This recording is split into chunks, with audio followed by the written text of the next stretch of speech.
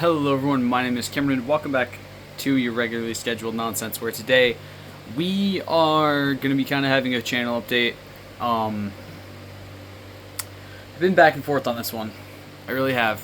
Because I've been trying to figure everything out and trying to kind of piece together where I'm at mentally lately, because I have not been doing well. God, this feels weird. So, let's kind of back up a little bit. Let's go back to 2024. Obviously, for those of you who don't know, since 2022, for context, it's on June 2026. In October 2022, I started dating somebody. It was long distance. I'd known her for 2 years at that point. God, it feels... No. Yeah, I'd known her for 2 years at that point. Holy shit. That feels really weird. But we'd known each other for a few years at that point, and it was long distance, and things were going great. Things were going great for so long. And in 2024, 2 years into our relationship, obviously the elections happened. Dude, Yogi, give me a sec. So obviously in 2024, the elections had happened, and Donald Trump was once again our president. And look, in 2016, I voted for him. I admitted to that. I said I did. I thought at the time it was the better option. And 8 years later, I regret that. 10 years later now, I regret that decision. 2020, I didn't vote for him. 2024, I didn't vote for him. And with him being reelected, a lot of turmoil and strife came, and especially for marginalized communities. And Ella, my partner, was one of those marginalized communities. She was born in Puerto Rico. She grew up in Puerto Rico, and then she moved to the States, and she lived in Massachusetts. And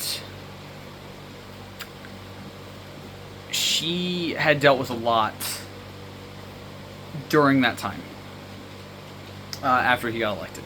She lived in a very rural area in Massachusetts, and there was a lot of really shitty people around her, a lot of racist people around her who were threatening to call ICE on her almost daily. She had a lot of issues with a former friend who lived with her for a little bit of time and ended up screwing her over immensely and almost got her evicted. And eventually, when it came time to renew her lease, she decided not to. For a multitude of reasons, but mostly just the racist-ass neighbors. And this was around last year, like summer towards the fall of last year. Yogi, lay down and relax, bud. Come here. You're okay. Sorry, dog's being dumb. This is around like July, August, September-ish last year.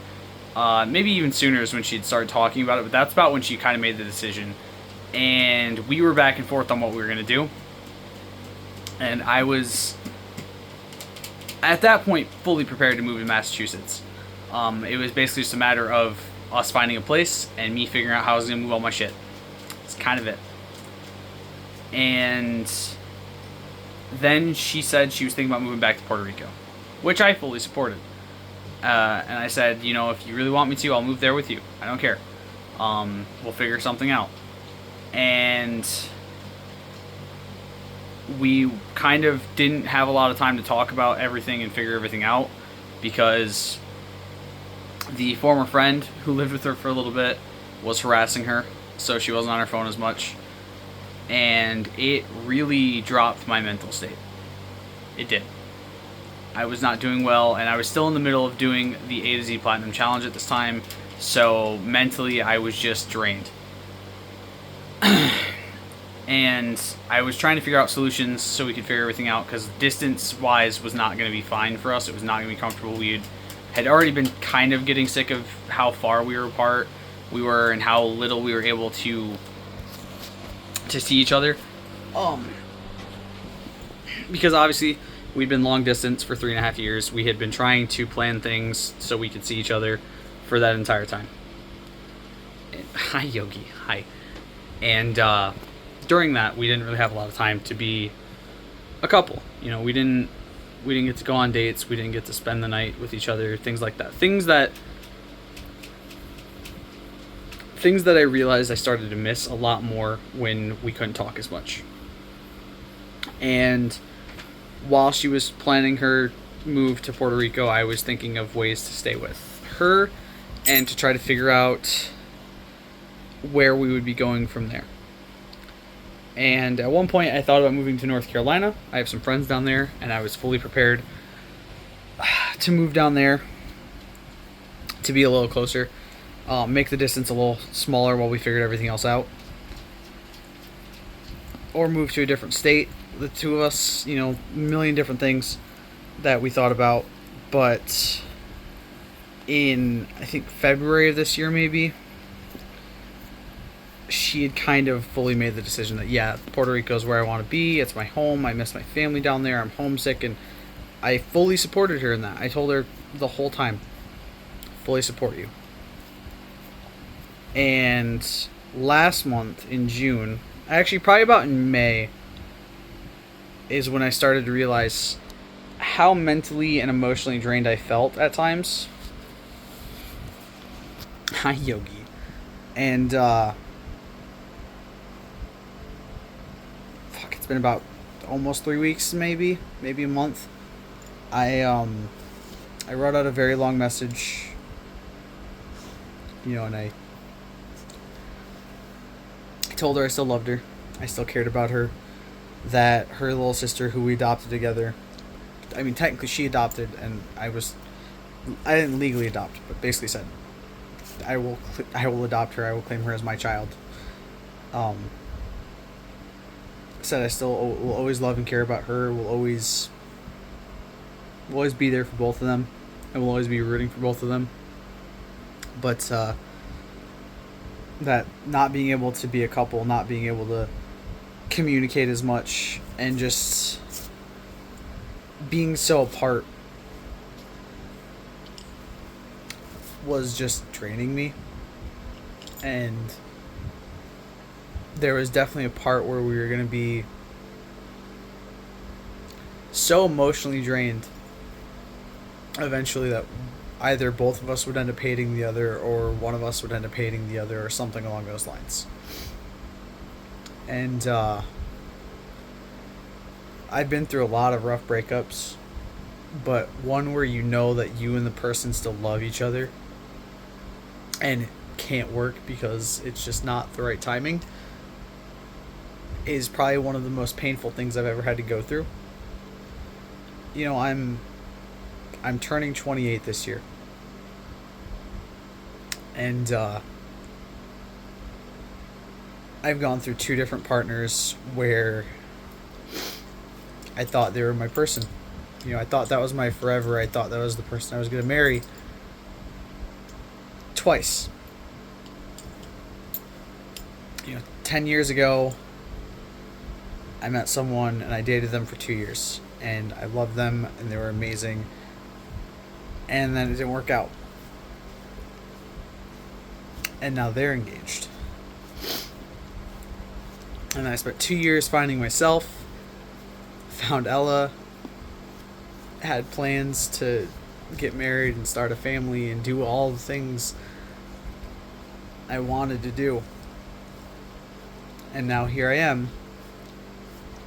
Almost 28. Right back where I was before.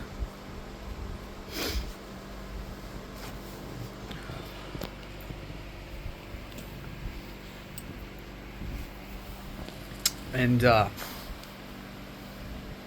it hurts.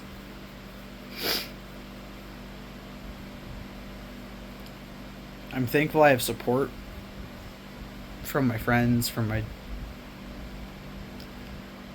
of my coworkers who's really close with me. But it still hurts. And God, I didn't mean for this to be so fucking emotional. I've been back and forth on what I want to do channel-wise. Because obviously I haven't been streaming very much. I haven't been uploading any videos or anything. And that's not because I haven't really wanted to, but it's because I've been kind of thinking of where I'm going forward with everything. And I don't know if I'm going to continue the channel going forward. I might stream every once in a while, but I think I've kind of lost a little bit of the passion I've had for YouTube. And especially with my mental health not being the greatest right now, YouTube just does not sound fun.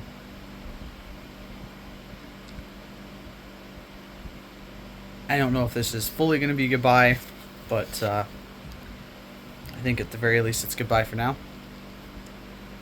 While I try to figure everything out, while I potentially go through move while Sony and Xbox and gaming as a whole implode.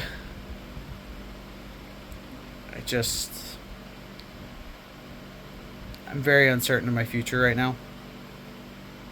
But I know I just don't have the energy or the time or the focus to really put into YouTube like I've wanted to.